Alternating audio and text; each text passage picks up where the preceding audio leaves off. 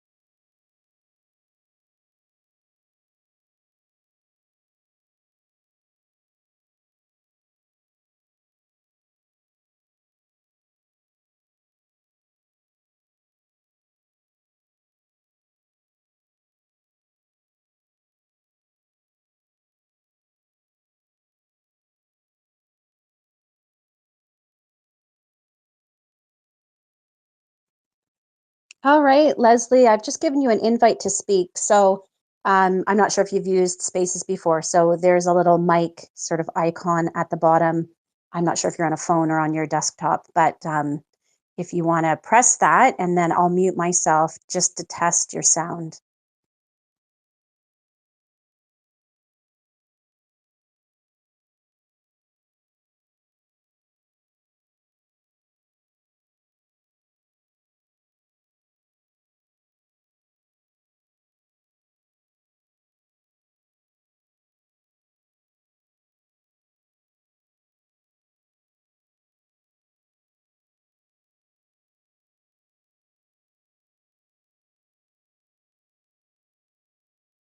Oh, what's happening? Yes, it sounds good. Okay. I've never done that's perfect. Where are you calling in from? I am in, well, it's actually cloudy today. California. Yeah, right smack dab in the middle. Okay, perfect. Yeah, because I find sometimes if it's too far overseas from where I am, then we get, I don't know what you would describe it as, a squeaky, sound in the background. Like it's really trying very hard to connect. But I'm in Ontario, so even though we're 3 hours apart, it sounds good. Does it sound okay for you as well? Absolutely. And I'm so relieved because Good. today was the day that they decided to work on the internet in our area. And so I'm having to hotspot everything. And I had to move outside from my office because it wasn't working inside. So yeah, I'm glad you can hear me. Oh goodness. Yeah, no, it sounds good. I'm just going to share your links and some other things in these spaces so that people have that. If you want to put anything in, the link that I sent you in the reply, if you put reply, you can add anything, links to other socials or anything that you want. You can put that there. Perfect. But we'll get started at 1. You And got it. yeah, this is great. I'm so relieved.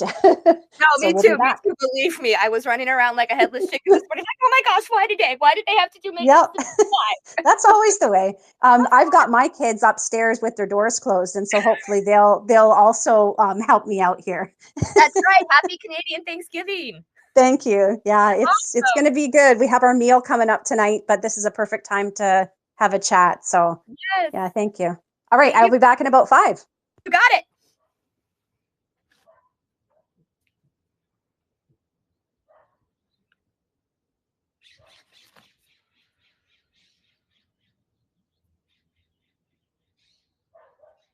Just one thing, Leslie, in between speaking, you can mute yourself. Okay. So you can press the speaker button again. So that way, if you have to get a drink or do anything, then your sound is off. You got it. And hopefully nobody decides to mow the lawn. No, I know. I've got a note outside that says, "Don't ring the doorbell." There you So go. we'll see. All right, I'll be back. Thanks.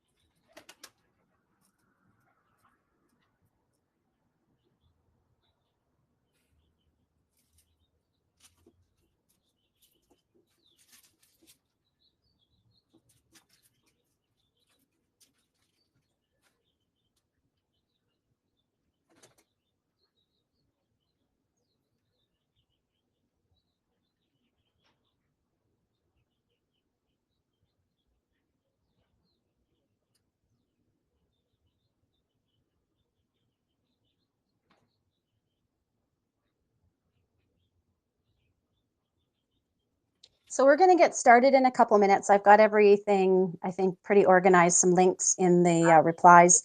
If anyone has a question they can think of and they want to pop it in there if we have time at the end, we're Totally. going to aim for about an hour. So yeah, throw questions in there that we haven't thought of. Awesome.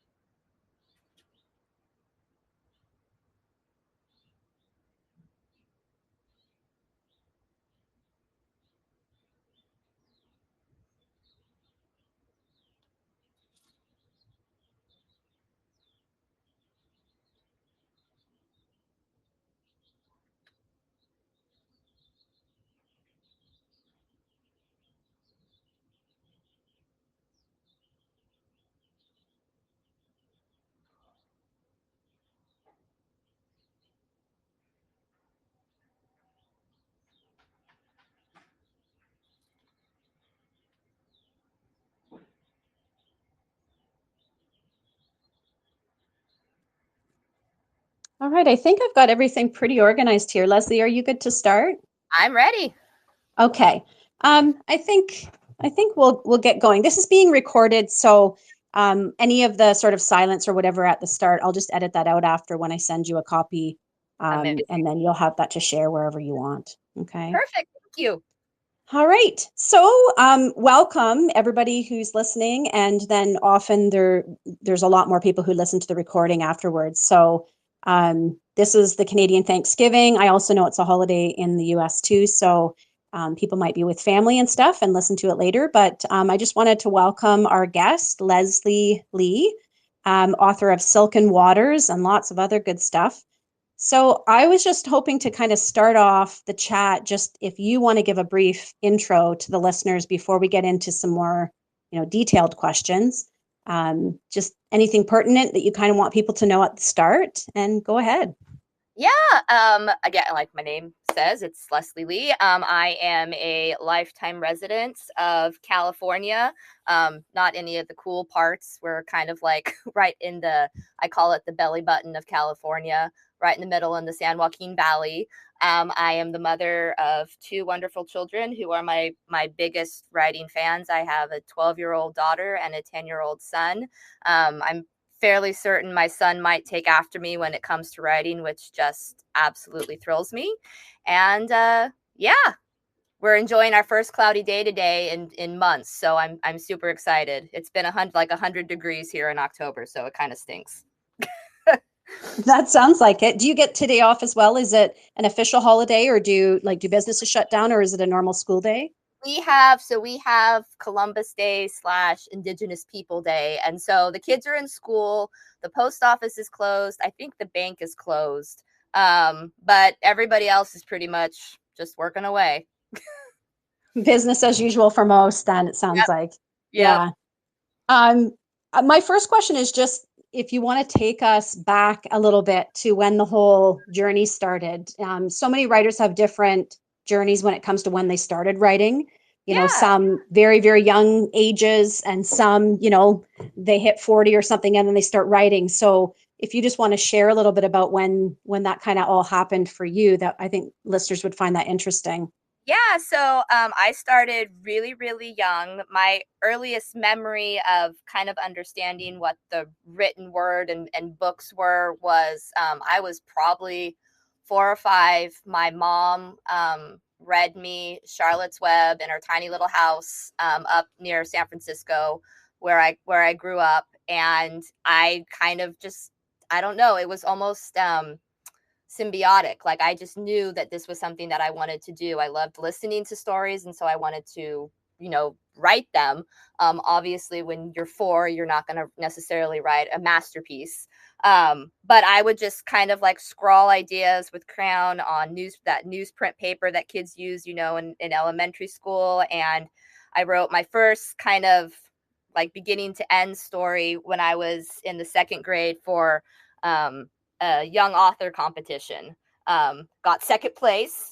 And then I kind of just since that day, since getting that 2nd place, I always kind of wanted to get 1st place. So I just kept writing until I actually did years later get that 1st place ribbon.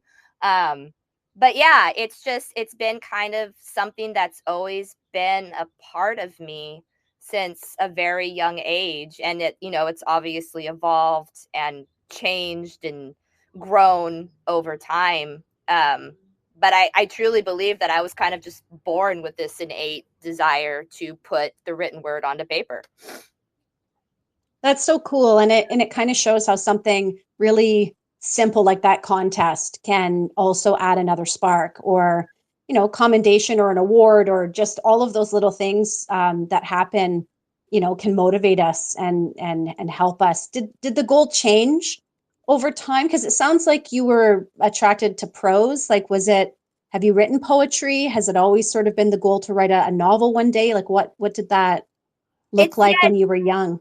yeah, it's kind of all inclusive. I mean, when I was younger, probably all the way through like early high school, it was definitely writing stories. That was very much what I was reading myself, and so therefore I was inputting, with reading books, and so I was kind of outputting the same kind of concept. And then in high school, I started reading a lot more poetry, and I think that kind of created a desire to try, my craft in that form of writing. And so nowadays I do write a lot more, like, book form. I've tried my hand at plays and screenplays, just anything. But I think kind of like my niche is the is the book form. And do you find that you read the same genre that you write? Like, do you find a difference then? Like, how would you describe the genre that you write, or do you write in multi-genre? And is that different from what you tend to pick up when are reading a book for Yeah, pleasure? no, absolutely. I went through, so like I said, when I was in high school and I was and college, I was reading a ton of poetry, specifically just, in my English classes, because that's what you learn when you take English in high school and college. And then I kind of morphed into, I was reading a lot of historical fiction. History is part of my degree, and so I kind of gravitated towards more nonfiction for a while, and reading like history books. But then that kind of also morphed into, well, I want to read something that's fictional, that's set during the Civil War, or I went through a phase when I was reading a ton about the troubles in Ireland, like the Great Potato Famine and the migration to America and all that. And then I went through a phase when I was like probably late 20s, early 30s, where I was fascinated with the origin of like different religions, and like specifically Christianity, and how like the Council at Nicaea, and how like all the stuff in the Bible came to be in the Bible, like who decided it went in. And so it's just it to your point, it's very much what you're reading tends to be what you want to create with, if that makes sense. It does. I feel like we have a lot in common because when I was in university for my first degree, it was history and English as well. I think they complement each other really well. Yeah. One feeds the other, and like you said, it changes because yeah, you are forced to read certain texts when you're in school, but it does spark something, right? And then even if you don't act on it right away, it's still there somewhere, for when you do decide to write your own books one day. Do you find that you have a is there a process for your writing? Like, do you sit down and write every day? Does that change over time? What's the routine, the writing routine look like for you? Yeah, like, so I wish I could sit down and write every day, all day, and be like, like a Jane Austen or a Charles Dickens, just locked away in some really cool room somewhere.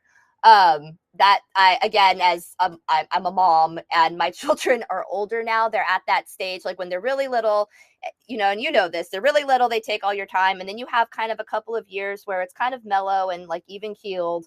And then now, like, my daughter's a cheerleader and my son's a football player. And so I really don't have the amount of time I would love to sit down and write, um, as much as I would. I do tend to write kind of in seasons. So, for example, this book, I was very specific in starting during the summer because I knew I would have more time because the kids, were out of school, and um, my goal was to be done by, at the very latest, the beginning of October. And I actually was able to finish it by the end of August, which was great because that gave the editors more time to work with what I gave them and whatnot. So, yeah, when I do get to write, I have to have kind of ambiance, I think would be like the appropriate word. Like, I have my office is in my closet, and that's the one space where all my books and my, random collections. I love to collect antiques and things from all over. And so, and the rest of my family just thinks I'm weird. So that's like my space where I can have my things and my inspirations. And I have, my books that I can refer to when I want to look up a word or I want to be inspired. Um, and then I'm currently actually sitting in my own version of a she shed, which is my kind of outdoor space that nobody else is allowed into, because this is where I kind of go to think when it's not 114 degrees outside, and I can survive, you know, in the outdoors in California. So I'm very specific in having to have ambiance and inspiration. And when I don't, I find myself kind of like dried up as far as what I'm going to write. So, but I mean, that's kind of the life of the writer. You know, if you're not inspired, then you're not going to put anything on paper, and it's very tortured experience. I'm laughing at a few things that you said, the having to write in a closet or a shed. It sounds so isolating, and I just watched a movie with a writer in it, and they of course went to some beautiful, you know, island setting to write, and it's just so different from the reality. Right? Lots of our friends talk about writing in the basement and just trying to find a quiet space Yeah. and constantly being interrupted. So Yep. Yep. that's And the reality. my kids have learned that if the door to the closet is closed, you better not open it, or there's going to be a Writing, consequence. you should say, like, my note, don't ring the doorbell. It's like, don't knock. Yep. Leave coffee outside. Yes, please. That's fantastic. You mentioned that, you know, maybe family slash relatives think you're weird.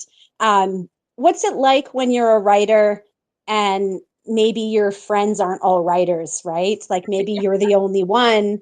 How has that been for you? Has it helped because since they're not also involved in it, they can be readers, or do they just not, you don't address it with them at all? Is it kind of like a secret love?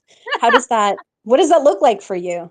Yeah, you know, again, it's been kind of an evolutionary process. In high school, I was the consummate kind of geek weirdo, like nobody else wrote, nobody else was creative in that sense. You know, you had the athletes, and you had the cheerleaders, and you had um the the super smart kids that would go and do the academic decathlon or whatever, and I was just this writer, you know, who would often ditch, I can say this now without getting grounded, I often would ditch, you know, like my math and science classes to go and write in the library, like in the back corner.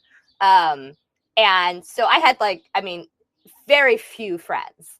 As time has kind of gone on, and this has always been a part of who I am, I think people have kind of come to not necessarily like understand, but definitely respect and appreciate the commitment. It's not something that I just did, you know, when I was a kid and it was a passing phase. Like, this is something I'm very committed to.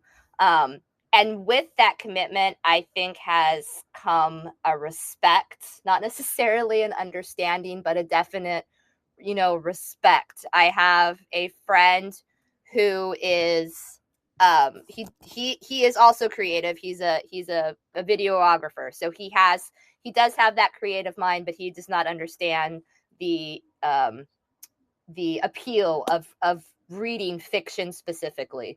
And but he still, it respects the fact that I continue to put stuff out and I continue to use my imagination. um and then I have another friend who we've known each other our whole lives, and we haven't been really close until like the last couple of years. And he is also a creative, and it's through conversations with him that I've come up with a lot of the ideas, specifically in this last book. When I would have kind of a writer's block, he would, I would go to him. He actually lives in Hawaii right now, so there's a time difference, and we would be talking at odd hours. But I would be like, "Help! You know, I don't know how to um, have this character go through, you know, their journey, and I don't know how to end this, or should I do this or this?" And he would help me come up with the ideas. And so I found it very kind of interesting how um both people who don't necessarily get the craft, but then also who are incredibly gifted with the craft, have all played a part in what I've created over the years. In fact, the last, what, 3 books I've written have been on kind of like just momentary dares that my videographer friend has kind of issued. You know, like I was writing historical fiction for a time, and he said, well, why don't you try to write something that's like modern? Like you always are writing stuff that's like back in the day. And so I said, all right, challenge accepted. And I wrote a contemporary piece. And then these last two books, he was like, you should write like science fiction or fantasy, which is so beyond anything that I've ever done before. And, he should have known better because I accepted the challenge. And as a result, two books have come out of it. So That's neat. It's like the journey brings you people or brings people into your life. In a absolutely. way, it's somewhat, serendipitous how it all just it kind of comes together, and you meet people and they bring out, like you said, the challenge will bring out then new things in you, which then Yeah, might lead you to meet new people because you're writing fantasy and so on. So I think absolutely. that's such a cool description. You writing in the back of the library, an image of the Breakfast Club minus the detention Yep. was conjured in my head. I'm thinking, okay, I get that. I can picture you doing that. Yep. So it's clear you think writing's important. I think it's, in everything that you've said, but is there something bigger, like a bigger thing that you think is so important to write, to be a writer, or to just, go through the process of writing? Like, why is writing important to you? Yeah, first of all, the obvious, it's a great form of expression. And we have, I think in today's world where, even with, my own two kids, technology is just at their fingertips. They can create anything by typing into an AI program what they want. There's no need to sit and think and process, because everything is just easy.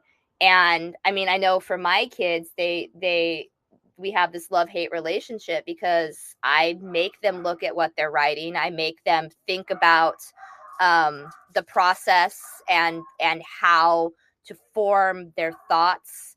My son and I are currently going through the Chronicles of Narnia, because he has to read a certain amount, each quarter. And these things are important, because they need to learn how to be able to express themselves, both verbally, but then also, on paper. And I think, writing is also, it's important because it preserves the past, which I think is something that is also kind of being taken for granted and lost, especially in today's day and age, where we kind of want to like alter and change our viewpoints of the past. But it's important, for us to understand not just facts and, places of events, but also kind of the mindset of, why did Charles Dickens write so much about child abuse in his novels? Well, it was because he experienced it. He grew up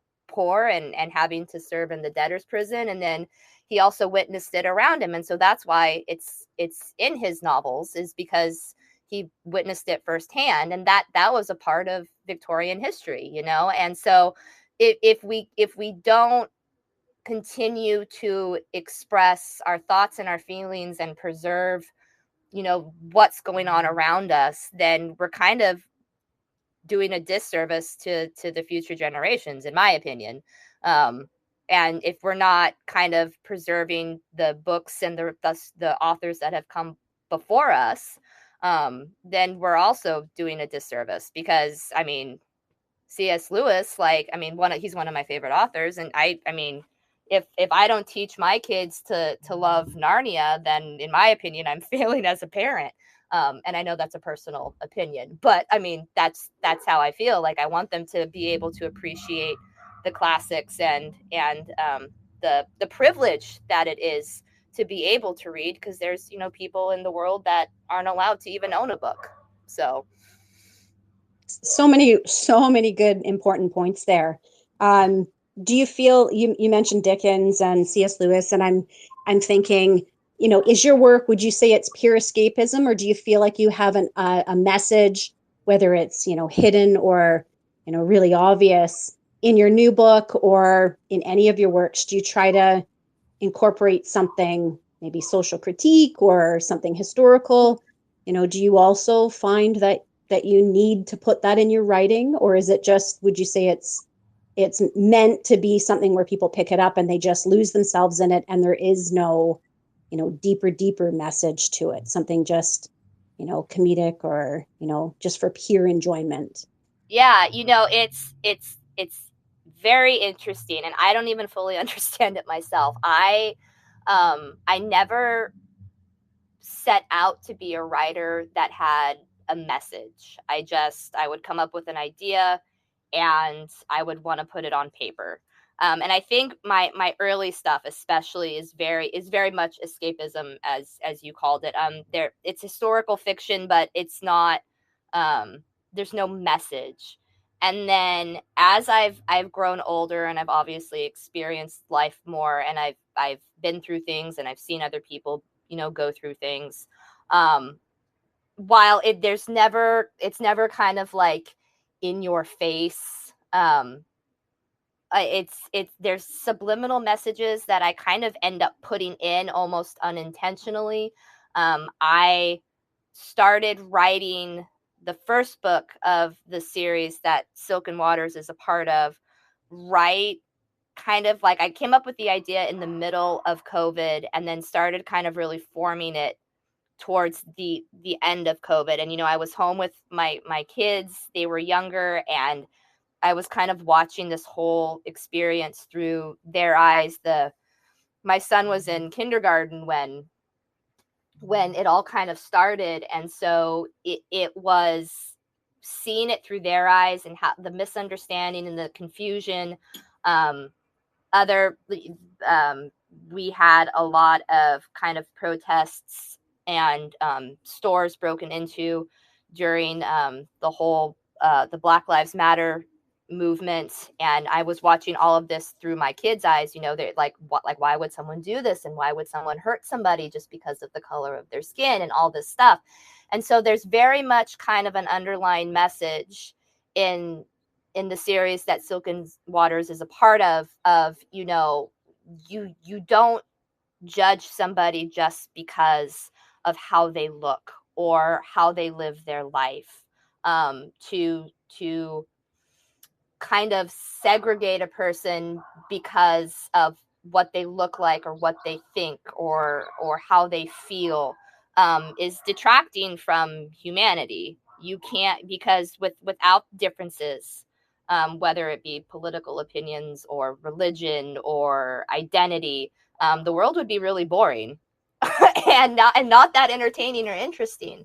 And I don't even think I intended to write any of that in these books, but it's definitely kind of the underlying message. And I enjoyed taking kind of like the fantasy aspect and creating this fictional world, but this world that had very real problems and issues that were very relevant to um, our current environment.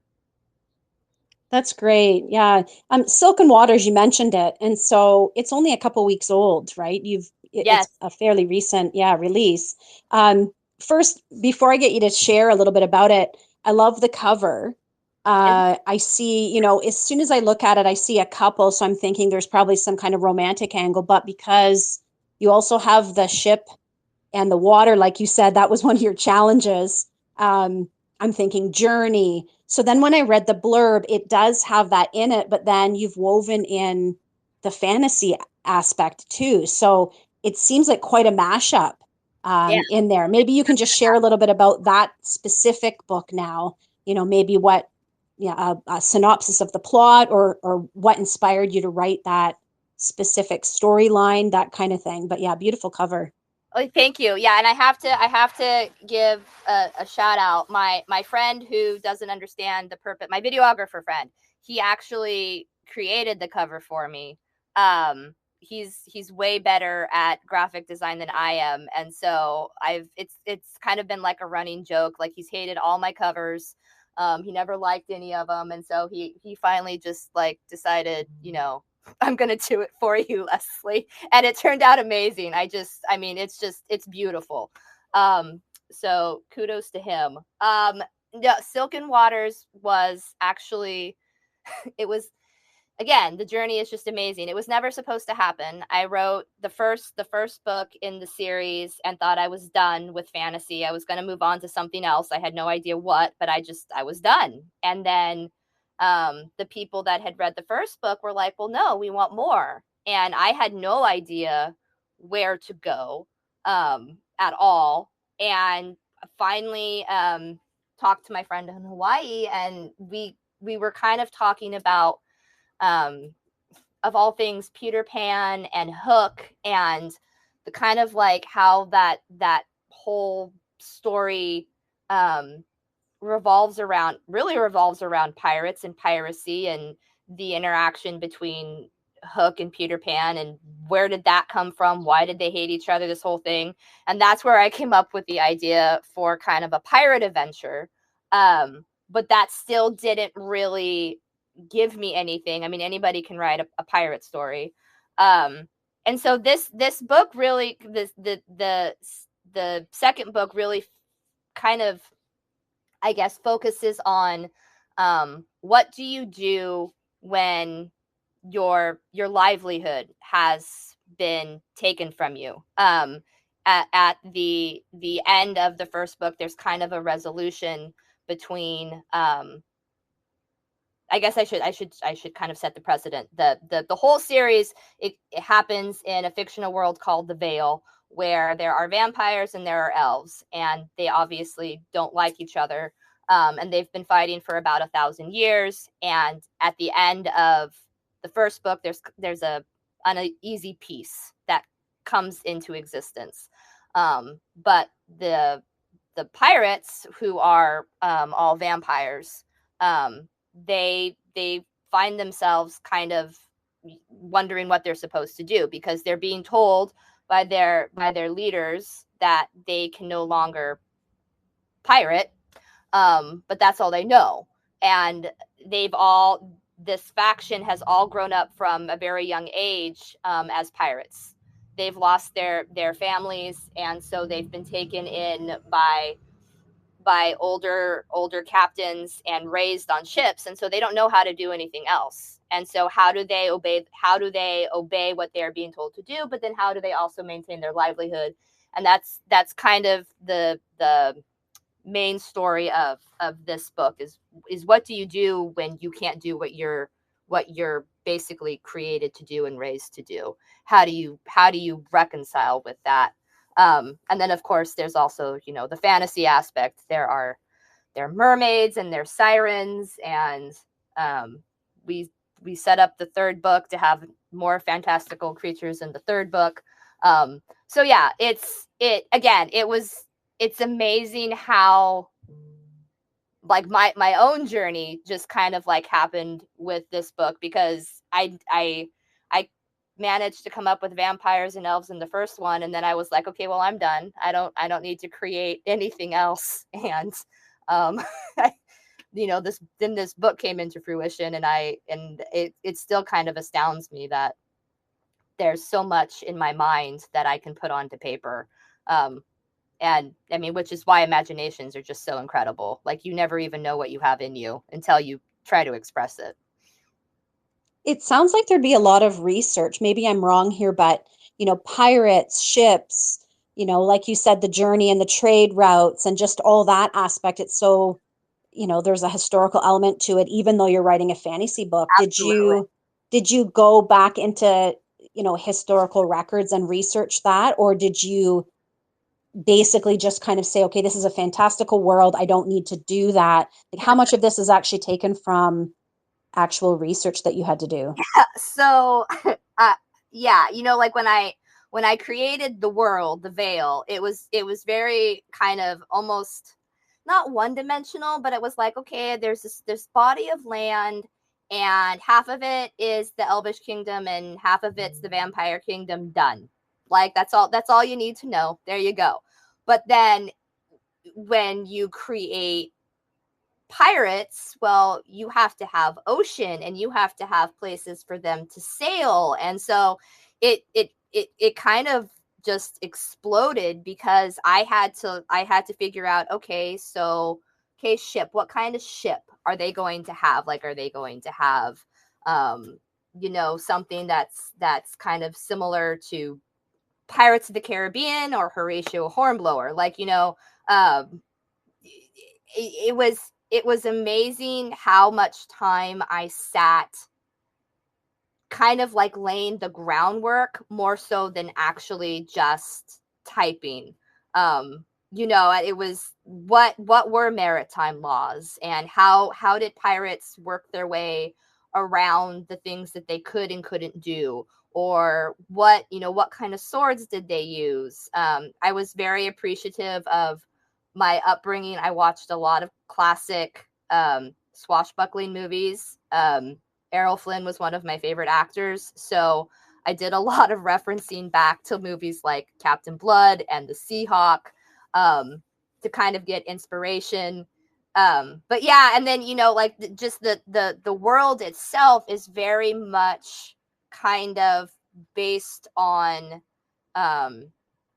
Tolkien, and every name in these books means something. So there's a lot of Germanic and Gaelic, a little bit of Russian and Scandinavian languages wrapped up into the names. But there's meaning behind all of them. And so that was really important for me, was to create this world that, you know, once I knew I was going to continue with it, okay, well, then everything has to have depth and has to have meaning. It can't just be kind of like this flat, you know, like picture on a page. It needs to kind of jump out at the reader, and have a culture, have a, you know, a code, and their own histories is in there, and their religion, and they have, you know, demigods, and so all the things. And so it's been a quite exhausting journey that I wasn't really planning on going, but I'm grateful for the, you know, kind of like the upbringing I've had, where I know how to go back into history and do research, and figure out how I want to kind of amplify the culture that is in the Vale. Did you go full Tolkien and create maps? Are we going to see appendices? Right. There's no appendices yet. But I did try to do a map. There's actually some program online where you can create your own fantasy maps. I failed horribly at it. So there is a sketch in my closet office of, like, because I was like, okay, well, I know that, like, the Elvish capital is kind of southeast, and then the vampire capital is like northwest, and like, okay, so but then when the vampire pirates go off on their journey, well, what's beyond, you know, the shores of the Vale? Like, what is there, you know? And so every time they started a new leg of their adventure that exists in this book, it was, well, where are we going? And so, you know, they go to the mermaid kingdom. Well, what does the mermaid kingdom look like? And then they end up in a beneath a whirlpool where a jaded demigod lives. And, you know, like, I mean, just it's just, I don't mean to sound arrogant or egotistical, but I love my mind, because these things would just like pop in. It wasn't really I knew point A and point B, but everything in between just kind of manifests. And it's wonderful. It's wonderful to have an imagination and to use it to create things like this. It sounds like the characters themselves are kind of jumping in, and a lot of us authors know that's a blessing and a curse, because you might have had A and B, and then it ends up being A to Z, because you know, or for A to Z for my American listeners. It's funny how that happens. Did you find, because I was impressed that you said you took the summer to write this and it was published at the end of September, and that was editing too. So the characters didn't cooperate. They decided more things needed to be in there. what did that do to the whole process? Like, did you save some of that for, say, a sequel, or does it all make its way into this book, Silken Waters? Is it all in there? Yeah, well, it was, so this book has the two main characters from the first book in it as kind of more secondary characters, and then there's the plan to have a third book, but this one, it was, I knew I had the main pirate, which the Renault, he's on the cover, and then I knew I wanted him. There has to be a romance, and so, but I didn't know, pirates aren't necessarily like the most chivalrous of individuals. So how was there going to be a romance with this pirate who didn't have any manners, who was also very kind of put off by the fact that he's being told that he can't be a pirate anymore?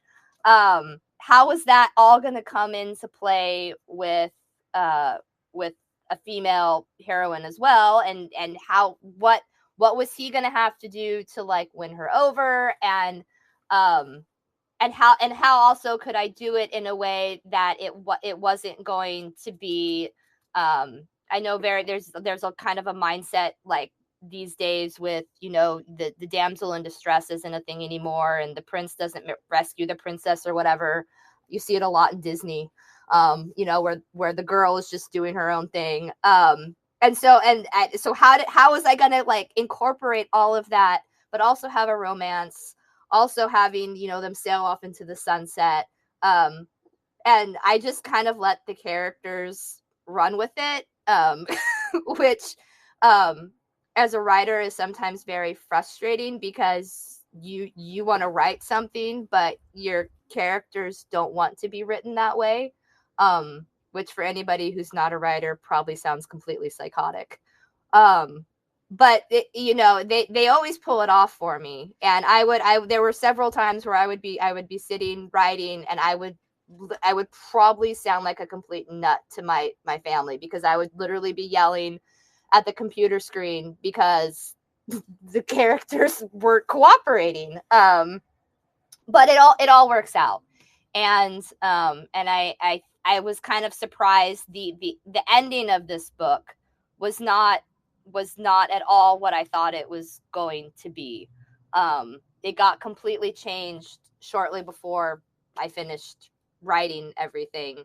And again, they just the characters didn't want to be written the way I wanted to write them. So, but they're always right. I sound like a complete nut job. So many people say stuff like that, but it makes so much sense when you think about, if they're really written to be, alive, like to feel real, then when they start to have an argument, sometimes things just get out of hand. Or, when you create a conflict and another character is part of that, you don't always know until you're writing the words what's going to happen. And so, yeah, it can get away from you a little bit, but you still get them to the next point. It just might be a different journey than you imagined at the start, or that you mapped out. So I can completely relate to that. And I know a lot of people can as well. It's less rigid, of course, and probably it's just, maybe it's a different brain type. There should be research into this. It'd be so neat to know what kind of thinker you are, or how you live your life. Maybe even what kind of books you love and read versus how you write. It'd be so neat to see how we're all different that way. That's kind of cool. Yeah. One thing you were saying, you said there had to be a romance, and then you talked about the pirate's personality, and the fact that he's also a vampire, I'm assuming. Is this main character also a vampire as well? So are we talking about the female? Because you said that the pirates are vampires in your book, so I'm just curious, because that would add a whole other layer to this as well.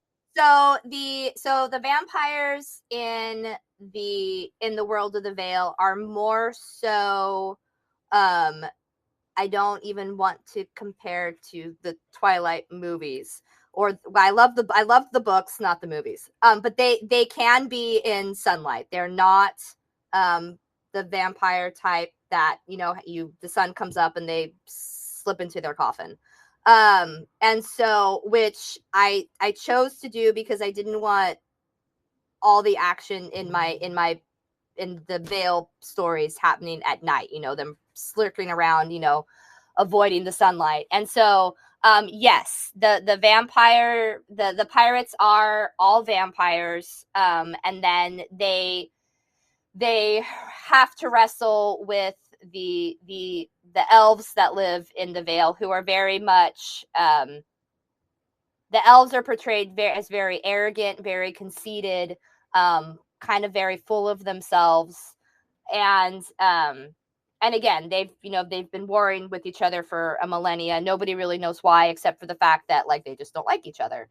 And so, but then you have certain characters that are, they are half of each. They're who, like, so for example, the two main characters from the first book are, the male is half elf and half vampire, and the female is half elf, half human. Her mother actually crossed over into the human world and married a human man, and so she is the result of that marriage. And so that the kind of like the mixing of races also comes into play, because you have this hatred between the elves and the vampires, but then you have this kind of additional level of prejudice, and racism, in a sense, between, like, with the people or the characters that are of mixed race, you know, and how they are thought of as even less, than just the direct enemy, which again wasn't really even intended. It wasn't planned to kind of like come about that way, but I found myself, you know, writing these characters who they it wasn't their fault that they had the parents that they had, or they came from where they did, but yet they're still judged and ostracized for just being just a little bit different than everybody else. So, and I think, I mean, and that's, you know, completely relevant to today's world, you know? And so, and those are my favorite characters, is the ones that are, they're conflicted with their own identity, and then they're conflicted, with everyone around them because of who they are. I think you're proving how complex the writing can be. You know, often we get judged when, say, the book has a romantic angle, or it's fantasy, and just the judgment that can come from it must not be, you know, at the same caliber, say, as, you know, if we said it was literary fiction or whatever. But the issues you're saying that are the nuances and the complexities in there are, you know, like you said, they're timely, they're worthy to be studied. And just because you're doing it in sort of a fantastical manner to make it enjoyable to read the story, you know, I think it's still, you're bringing out a lot of really important subjects in there as well. So I think that's very cool. And it's sort of a testament to how we can use stories to tell those kinds of things, but you can still have a romantic angle, because romance is part of life too. So right? Yeah.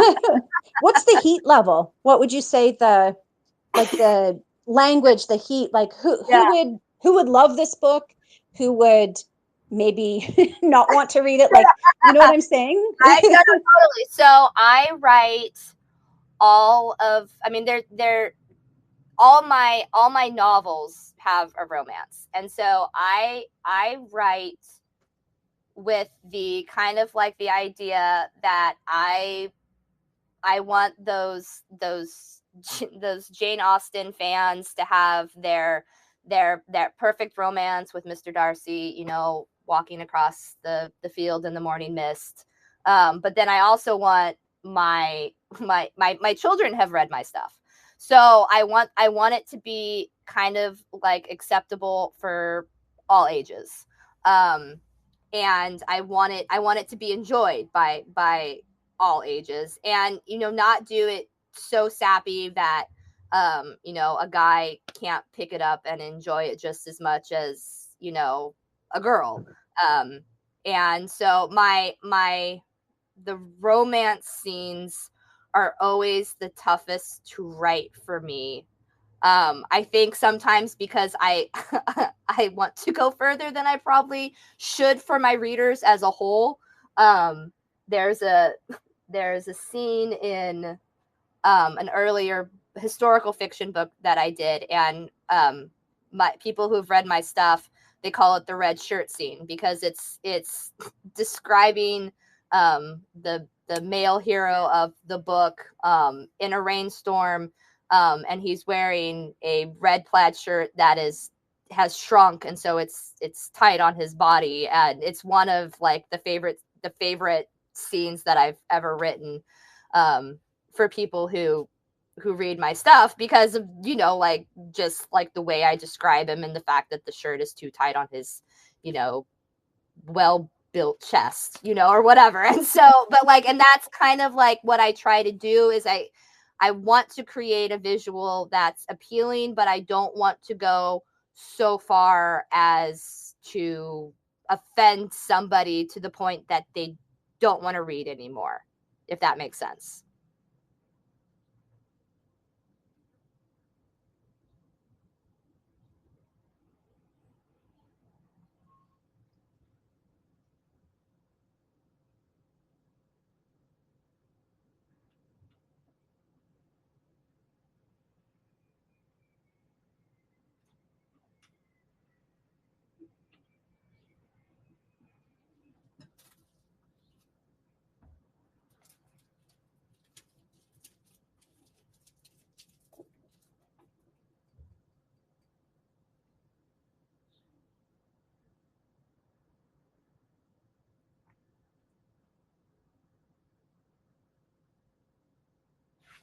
I think I lost my mic there for a minute. Can you hear me now? Yeah. Um, I think that's really cool because it sounds like you're walking that line, but you're being very savvy about it. And I think that it's going to appeal just as much to, say, like you said, to people who love Jane Austen or classic lit of romance. But contemporary readers would also like that. And even if it's slow burn, you're still going to, satisfy that. But have you ever considered having, say, a pen name to write those other types of stories? Or do you prefer and think it's better to consolidate under one name? Like, how do you feel about the marketing side? No, I mean, yes, absolutely. Like having a pen name, I think would be incredibly fun. Um, just to be able to kind of, push the limits and push the boundaries. And I know, when I had no, it sounds crazy, and I don't even know how I was unaware, but I had no idea that there was, when I was writing the first book, Child of Dawn, I had no idea that there was this kind of subgenre of romantasy where, people were like, and that's probably because I wasn't reading it, and so I didn't know.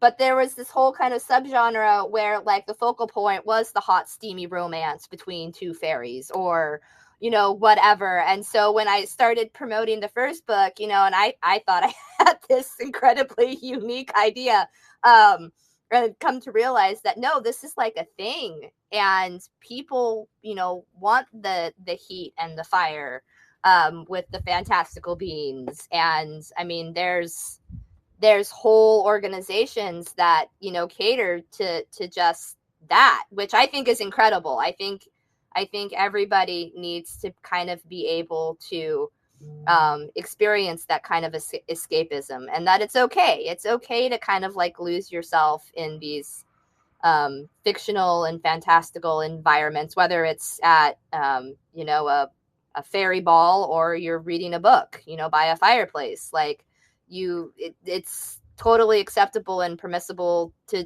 do that, so yeah, I think one day, in fact, I have a pen name, I've just never used it, so like we'll see, I don't know.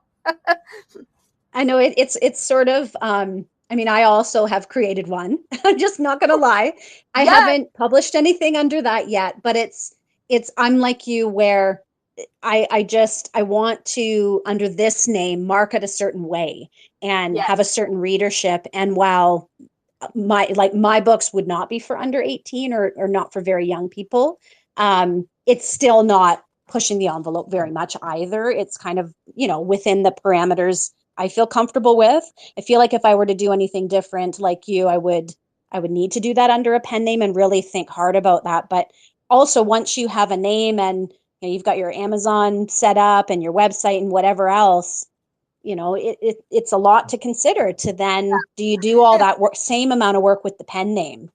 Yeah, it's a dilemma, right? Uh-huh. Yeah, yeah. But I think it's also like good for, writers to also be able to kind of almost create that secondary identity and kind of, explore like what they're capable of doing and how far they can, push their creativity and their talent, before they cross the line, and then where that line is, like, where are you comfortable getting to before it's too much. Yeah, that's true. And that's sometimes a tough call, right? So maybe the Absolutely. pen name creates the comfort to just explore that without somebody attaching it to something else that you published. Exactly. And keep them separate until you are comfortable or whether or not you want to maybe take that and really market that and whatnot. I think that's fair, completely fair. Do you ever write about real life experiences? Like, while all of what you said about Silk and Water sounds very fantastical, do you feel, is there anything in your real life that you've kind of inserted in there? Are any of the characters inspired by any real people? Has that ever worked its way into anything that you've written?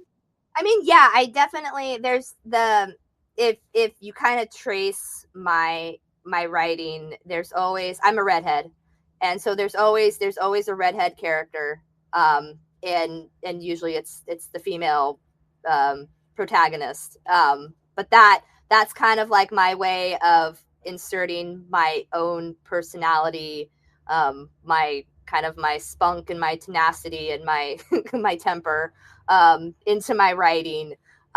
So yeah, there's definitely always a piece of me. I try to always put a bit of the um, the people who have been supportive, of my writing into my stories.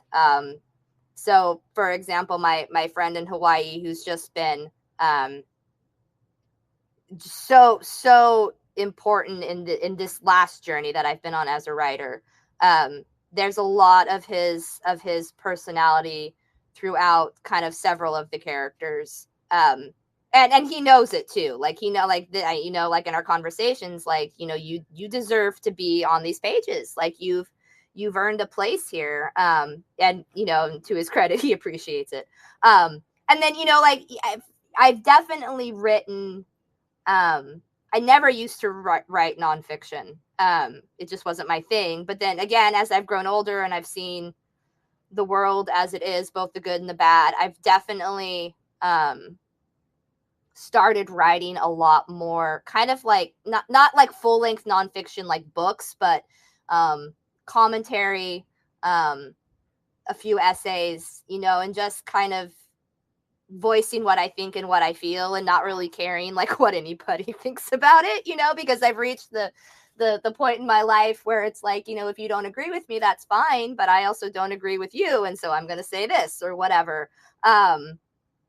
And I think that's why writing is so important, is you can say what you want, and the good and the bad of, kind of living where we live is that, you can say what you want, and it may not be agreed with, but you kind of have the right to speak. And so, that comes out, both in my books, but then also, if I hear something or I see something and I'm not happy about it, it's probably going to go somewhere on social media. And people that know me have just kind of come to accept it. I think at first, when I was first kind of doing that, people were like, well, what are you doing? Like, you can't say that. And I'm like, well, but I can. And if you don't like it, then you don't have to read it. But I need to say what I think and say what I feel. So I think that's great. Do you have a website that you also use? Like, do you blog, or when you said you wrote the nonfiction, is it just for social media purposes, or do you share them in a longer form on a different site? it's kind of twofold. So there's some I was blogging for a while, and the blog is connected to my website. But then there's a lot on. Well, actually, no. I think actually on my website there's a couple of other things. There's a piece that I wrote when, again, like when we were going through COVID and we had a local store that was graffitied and broken into due to Black Lives Matter protests, and just kind of like the perspective that my kids had going to it was a Target, and Target's their favorite store, and so like driving my kids up to this Target, and we couldn't go in because there was glass everywhere and graffiti everywhere, and having to explain to my children, this is why this happened, and how do you feel about that, and my son being in tears. So I wrote a piece about that, and then I wrote a piece when Roe v. Wade got overturned. I come from a very conservative upbringing, and so everybody was kind of celebrating, but I kind of also like wanted to write like the opposite side, like from the perspective of a girl growing up in a conservative environment, but then being persecuted because of that, and her kind of like perspective and viewpoint on that. Because I was, when Roe v. Wade got overturned, I was very much, hearing all the celebration and all the, like, yay and whatever. But then I've also witnessed, girls being persecuted outside of Planned Parenthood, like having things thrown at them, and being really quite abused, all in the name of pro-life. And so I'm getting so political here. This is not my intent, but like that, like, so writing about stuff like that. Like if I'm passionate about it, or if I see my children kind of experience something or go through something, I'll write from their perspective. And it's not necessarily going to change the world, but if I feel something or I think something, then I'm going to write about it. So yeah. I think the neat thing though is that a lot of the political stuff, and even the things you mentioned, and being able to see it from both sides, because often when we're raised a certain way, even if we have differing views, you can then see both sides, which then when you write these characters that are very complex, that makes its way into the writing. And I think you're able to write, say, a villain, or like you said, a character who's flawed, who changes, grows. It's easier. It Yes. becomes a part of you, and you can do that easier. And they're not Absolutely. all just these two-dimensional, beings. And it sounds like what you were witnessing there as well, when you mentioned the elves being extremely arrogant, and the vampire pirates, and just the whole concept of prejudging. And it sounds like a lot of that is in the book, even though, again, it's a fantasy series. But it sounds like you've managed to kind of take the stuff that you said your son, how he was feeling, and taken the vibe or the emotion, and it's in your work. Absolutely. I think that's really cool. Can you read them as a standalone? Do you feel like if, say, you didn't read book one, you would completely be lost for book two? Or could No, they each be enjoyed separately? I think you could definitely enjoy them separately. I try to, in fact, writing the second one, it was a challenge because I wanted to be sure that if, you were reading it as a series, or book one and then book two, I wasn't saying something that was not conclusive with book one. And so I try to kind of sum up what's happened in book one, enough in book two, so if you were to just pick it up at the bookstore off the bookshelf, you would be able to follow along. There might be a few discrepancies, like, well, wait, like, what is this about? Or when the characters from the first book are introduced kind of halfway through the second book, who are these people and why do they matter? But it's fairly understandable. That's good. Yeah. Are you wide? Like, are you Kindle Unlimited? Have you committed to doing that, or do you offer the books to a wide market beyond Amazon? What's that look like for Yeah, people who are interested? Yeah, it's on Amazon. The first book is actually, let's see, the first book is Kindle Unlimited, paperback and hardback. Silken Waters is available on Amazon on paperback and Kindle, and I believe it's Kindle Unlimited as well. And then all the books are also available through the website, through www.leslieannlee.com. That's fantastic. Thank you. I want to ask you one final question, if that's okay. Just kind of Absolutely. curious what your next plans are. Where do you hope to kind of go forward from here now that you've got the new book out? What's next on maybe your to-do list for writing, or are there any other plans in your life? So it's kind of a jumble right now. The plan is to write a third, which will, I think, now I have to say think because you never know. I think we'll conclude the series. And this third book will involve dragons, which has really kind of excited everybody that knows that. So there will be a race of dragons involved in the third book, and it's kind of alluded to in the first two that there will be dragons. So now we're going to actually have them. That's with the writing. I After writing the first book, I was challenged kind of unexpectedly by somebody who I did an interview with that I should write a screenplay, um, which was not a plan at all. But again, with everything, when I'm challenged, I accept the challenge and I take it head on. So I'm currently I've written the screenplay, and that the screenplay is being shopped for the first book. If anything were to ever happen with that, I would probably just continue and write a screenplay for the second and third books as well. Whether or not anything would happen, who knows? But that's kind of like the side project that was completely and totally unexpected. Writing a screenplay is nothing like writing a novel. It's like writing in a whole different language.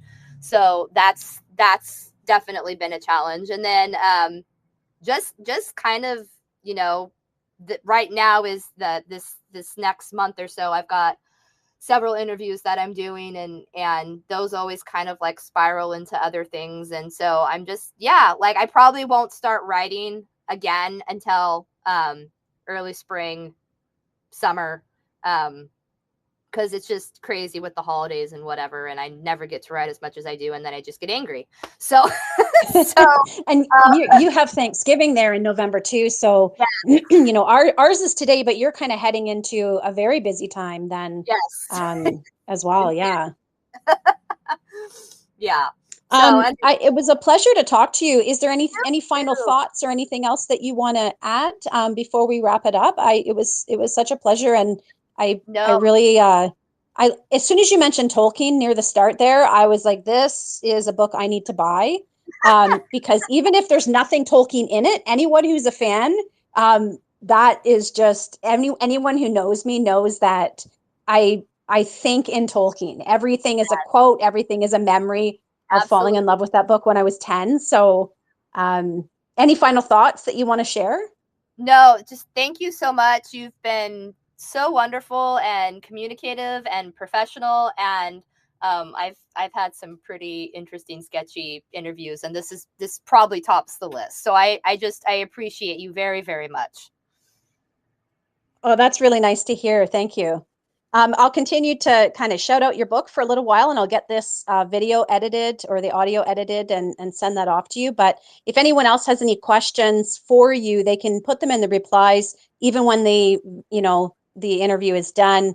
You can feel free to answer those and respond as well. So thank you so much, Leslie. It was a pleasure. And everybody grab your copy of Silken Waters, as well as I'll put the link in there for the whole series. So thanks so much. Awesome. Thank you so much for everything. Happy Thanksgiving. Yeah, you too. Bye now. Thanks. Bye.